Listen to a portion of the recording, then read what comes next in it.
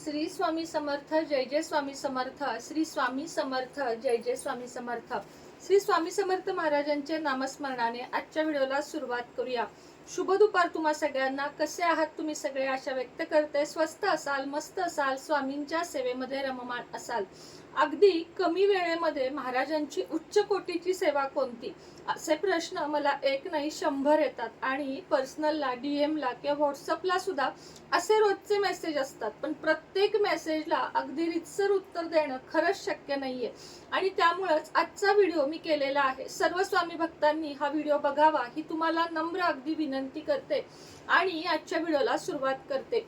आता महाराजांची सेवा ही खरं तर प्रत्येक सेवा उच्च कोटीची कोणत्या कोणत्या आहेत ते सर्वप्रथम सांगते. आयुष्यामध्ये, आपल्या जीवनामध्ये आपण सत्याचा मार्ग अवलंबणे ही महाराजांची सगळ्यात मोठी सेवा आहे. खरं बोलणे, जितकं जमेल तितकं खरं बोलणे, हे आपल्याला जमेल तितकं म्हणजे 99.99% प्रयत्न करायचा की सत्याचा मार्ग अवलंबवायचा. आयुष्यामध्ये पैशासाठी असेल, कुठल्याही गोष्टीसाठी असेल, सत्याचा मार्ग अवलंबवायचा. नुसती देवपूजा, पूजापाठ, देवासमोर तासनतास बसलात तर ती सेवा महाराज स्वीकारतात हे पूर्णपणे चुकीचं आहे. तर सगळ्यात पहिली सेवा सत्याचा मार्ग. दुसरी सेवा म्हणजे आपल्या घरातले जे वडीलधारे आहेत, आजी आजोबा किंवा आपले आई वडील जे कोणी असतील, त्यांचं म्हणणं शांतपूर्वक ऐकणं आणि त्यांना विरोध न करता त्यांच्या ज्या योग्य गोष्टी आहेत त्या व्यवस्थित ऐकणं, म्हणजेच थोडक्यात काय, मोठ्यांचा आदर करणं ही सुद्धा एक स्वामी सेवा आहे. तिसरी गोष्ट म्हणजे आपल्या आहारामध्ये मांसाहार न आणणे. आता तुम्हाला खूपच सवय असेल तर तुम्ही हळूहळू करत कमी करा, पण मांसाहार न करणे ही सुद्धा एक खूप मोठी उच्च कोटीची स्वामी सेवा आहे.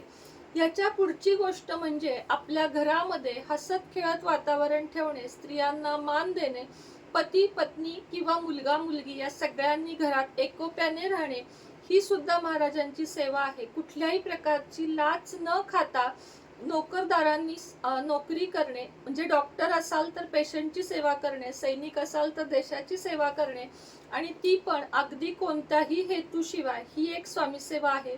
याच्या पुढची त्याहून उच्च कोटीची सेवा मुक्या जनावरांवर प्रेम करणे.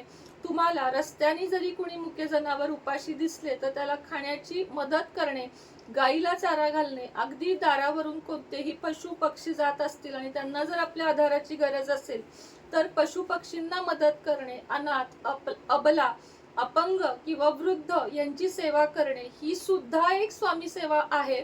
आणि या स्वामी सेवा खरंच कुणाला माहिती नाहीयेत. आजकाल जग विसरत चाललं आहे.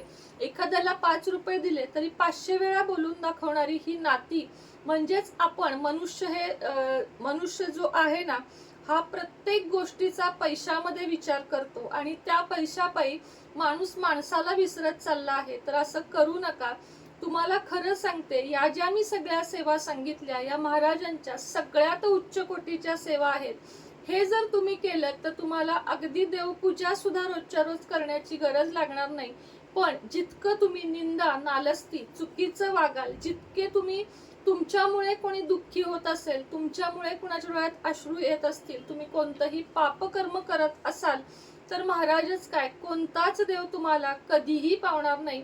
कोणाच्या नजरेत नाही पण स्वतःच्या नजरेत खरं राहणं आणि कोणावरही अन्याय न करणं ही सगळ्यात उच्च कोटीची सेवा आहे. आणि जी कोणीही व्हिडिओद्वारे सांगत नाही, सांगतात त्या कोणत्या सेवा, 1 ते 21 सारामृताचे अध्याय वाचणे, गुरुचरित्र पारायण करणे, तारक मंत्र म्हणणे, महाराजांचा जप करणे, हे मीही करते, केलं पाहिजे. मी ह्याच्या विरोधात अजिबात नाही, कारण मी स्वतः एक स्वामी सेवेकरी आहे.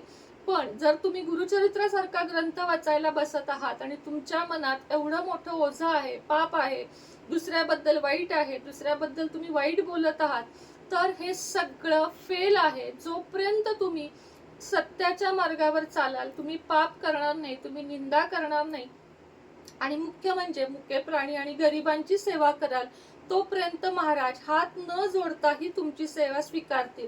आता या झाल्या देवघरासमोर न बसताच्या सेवा, ज्या मी तुम्हाला सांगितल्या. आता देवघरासमोर बसून कोणत्या कोणत्या सेवा करू शकतात हेही आपण बघूया. तर सगळ्यात उच्च कोटीची सेवा आहे नामस्मरण. श्वासागणित नामस्मरण ही सगळ्यात मोठी सेवा आहे. आता श्वासागणित म्हणजे कशी, श्वास वर घेतो तेव्हा मनात श्री स्वामी समर्थ आणि श्वास खाली सोडतो तेव्हाही मनात श्री स्वामी समर्थ, कोणाचाच विचार मनात न आणता महाराजांचं अखंड नामस्मरण म्हणजे श्वासागणित नामस्मरण, ह्याला अत्यंत जास्त महत्व आहे. म्हणजे लाखात काय मी म्हणते अब्जात एक सेवा म्हटलात तरी चालेल, की ध्यानी मनी सतत तुमच्या महाराज असणं, म्हणजेच महाराजांना तुम्ही कधीच न विसरणं. एक झोपतो त्या कालावधीत सुद्धा जर तुम्ही श्वासागणित नामस्मरण कराल तर तुम्हाला महाराज प्रसन्न होऊन साक्षात स्वप्नात सुद्धा दर्शन देतील, हे नक्की आहे. दुसरी सेवा म्हणजे तारक मंत्र.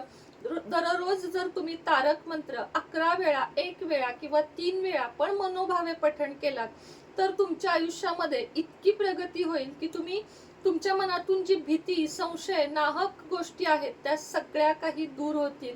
यापेक्षाही तिसरी महत्वाची सेवा, यापेक्षाही म्हणजे सगळ्याच महत्वाची आहे, सारामृताचे पठण करणे. कुठलंही बंधन न पाळता की मला भले माझं त्यात लक्ष नाहीये पण मी ओळींवर ओळी फिरवत चाललोय, तर ही सेवा नाही. तर एक अध्याय पण तो अंतःकरणापासून, हृदयापासून, फक्त महाराज आणि मी, त्या क्षणाला कुणीही नको, मध्ये न बोलता किमान एक अध्याय दररोज पठण करा. 3 करा, 7 करा, 21 करा. जितकं जास्त सेवा तितकं आपलं मन देवामध्ये लागतं. पण लक्षात घ्या, तोंडात तुमच्या जर महाराजांचं सारामृताचं वाचन आहे आणि बॅक ऑफ द माइंड काहीतरी वेगळे विचार चालले आहेत तर असं चालणार नाही. म्हणून जास्तीत जास्त आधी मनावर काम करा, मेडिटेशन करा. रोज 10 मिनिटं 5 मिनिटांनी सुरुवात करा. मेडिटेशन केल्यानंतर तुम्हाला खरी आतली तुमची जी आहे ना क्लीन, आतली स्वच्छता होईल आणि त्यानंतर मग बाह्य स्वच्छता करून महाराजांची सेवा अवश्य करा. महाराजांची जर इतकी सुंदर आखीव रेखीव मूर्ती तुम्हाला माझ्याकडून, अक्कलकोट स्वामी मूर्ती, प्राणप्रतिष्ठा करून हवी असेल तर तुम्ही माझ्याशी संपर्क साधू शकता. त्याच पद्धतीने इतर कुठल्याही देवी देवतांच्या अष्टधातूच्या प्राणप्रतिष्ठित मूर्ती जर पाहिजे असतील तर नक्कीच संपर्क साधावा तुम्ही माझ्याशी. अघोर लक्ष्मी सिद्धी मंत्र जो मी सिद्ध करून तुम्हाला देत असते, तो मंत्र हवा असेल तरीही आजच्या संपर्क साधावा. श्री स्वामी समर्थ.